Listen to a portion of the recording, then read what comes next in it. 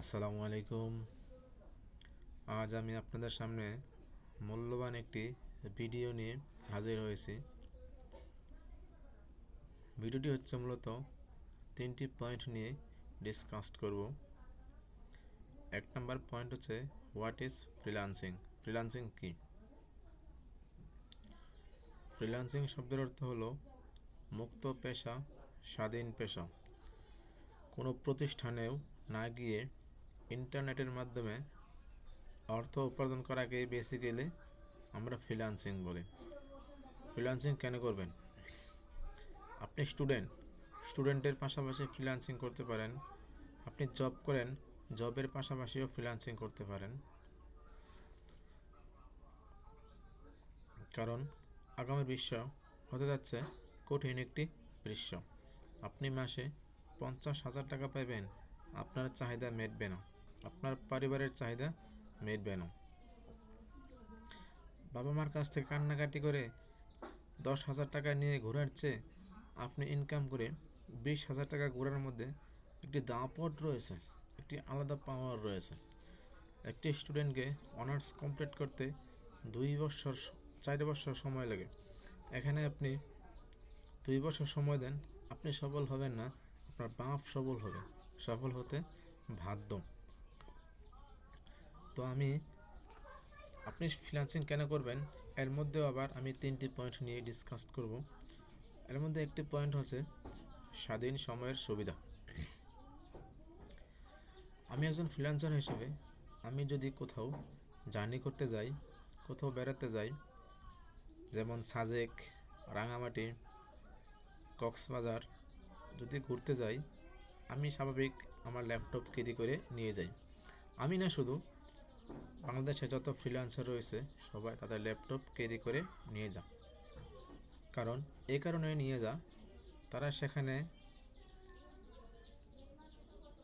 ঘোরার সময় বাইরের মিটিংয়ের মাধ্যমে কোনো কাজ পেতে পারে বা কোনো কাজ পা। সাপোজ আমি ঘুরতে গেলাম সাজেক, গিয়ে আমি ঘুরতেছি, হঠাৎ করে বাইরের মিটিংয়ের মাধ্যমে আমি একটি কাজ পেয়েছি।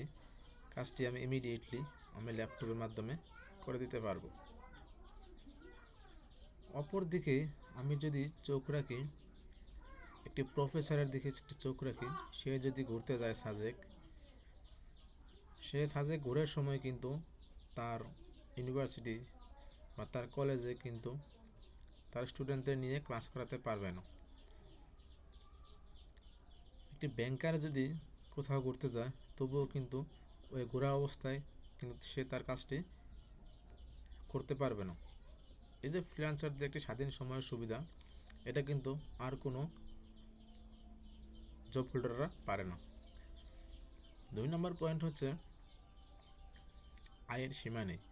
আপনি যদি ভালো মানের এক্সপার্ট ফ্রিল্যান্সার হতে পারেন, আপনার অনেক আয় থাকে। আপওয়ার্ক, freelancing.com, ফাইবারতে আপনি অনেক অর্ডার পেয়ে অনেক কাজ করতে দিতে পারবেন। আপনার অনেক ইনকাম আছে, অনেক ডলার আছে। এর জন্য আপনাকে ভালো মানের এক্সপার্ট হতে হবে। 3 নম্বর পয়েন্ট হচ্ছে ইনভেস্টমেন্ট। ফ্রিল্যান্সিংয়ের ক্ষেত্রে সবচেয়ে বেশি ইনভেস্টমেন্ট হচ্ছে সময়। আপনাকে কাজ শিখতে হলে হিউজ পরিমাণ সময় দিতে হবে, তেমনি কাজ পেতে গেলেও হিউজ পরিমাণ সময় দিতে হবে। অনেকেই প্রশ্ন করে, সে তো রাতারাতির মধ্যে ভালো মানের ফ্রিল্যান্সারে অনেক ডলার আর্ন করছে। আমি বলবো, হ্যাঁ, এটা কল্পনায়, বাস্তবে নয়। বাস্তবে কিছু আর্ন করতে হলে তাকে প্রচুর পরিমাণ সময় দিতে হবে, হিউজ পরিমাণ এক্সপার্ট হতে হবে। কারণ এটি এমন একটি সেক্টর, এখানে লাখ লাখ ফ্রিল্যান্সারদের মাঝে কম্পিটিশন করে আপনাকে ভাইয়ারে কাজ দেয় বা কাজ দিবে। এখানে ভাইয়ারা মূলত ফ্রিল্যান্সারদের সাথে রাশিয়া ইউক্রেনের যুদ্ধ নিয়ে কথা বলে না। এখানে ভাইয়ারা মূলত ফ্রিল্যান্সারদের সাথে বাংলাদেশের তেলের দাম কমলো না বাড়লো এটা নিয়েও কথা বলে না। বাংলাদেশে কোন সরকার আসবে বা যাবে এটা নিয়েও কথা বলে না। এখানে শুধু কাজ রিলেটেড কথাবার্তা হয়। এখানে যেমন ইংলিশ টকিং নিয়ে এক্সপার্ট নিয়ে কাজ নিতে পারবে, বাইরে তত বেশি তাকে কাজ দিবে। তো আমার 3 নম্বর পয়েন্টই হচ্ছিল ইনভেস্টমেন্ট, আপনাকে এখানে প্রচুর পরিমাণ সময় দিতে হবে। এবং আমার আরেকটি পয়েন্ট ছিল, ফ্রিল্যান্সিং কারা করবেন না। Freelancing is not for everyone, freelancing সবার জন্যই না। অনেকেই বলে ফ্রিল্যান্সিং ফর এভরিওয়ান, আমি বলবো no, freelancing is not for everyone, freelancing সবার জন্যই না। কারণ আপনি যদি কোনো ব্যাংকে জব করেন, তবে আপনাকে ব্যাংকে গিয়ে প্রত্যেক দিন একই কাজ করতে হয়। আপনার নিত্য নতুন কোনো কাজ নেই, আপনাকে একই কাজ করতে হয় প্রত্যেক দিন। একটি টিচারকে স্কুলে গিয়ে প্রত্যেক দিন একই কাজ করতে হয়।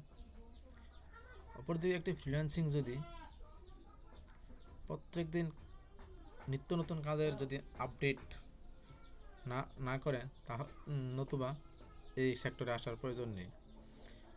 কারণ এই সেক্টরটি একটি ডিজিটাল ওয়ার্ল্ডের সেক্টর, এখানে নিত্য নতুন সব কিছু আপডেট হচ্ছে, ডিজিটাল এই ওয়ার্ল্ডে সব কিছুই চেঞ্জ হচ্ছে। অনেকের তো নতুন কিছু শেখা নিয়ে অ্যালার্জি শুরু হয়ে যায়।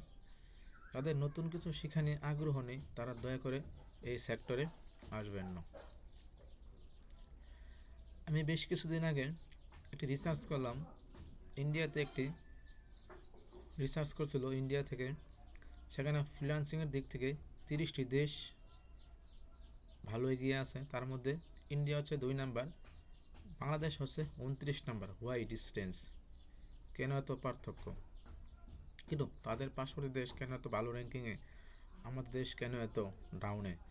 এটা মূলত আমি অনেক রিসার্চ করে দেখলাম, এটা হচ্ছে স্কিল ডেভেলপ।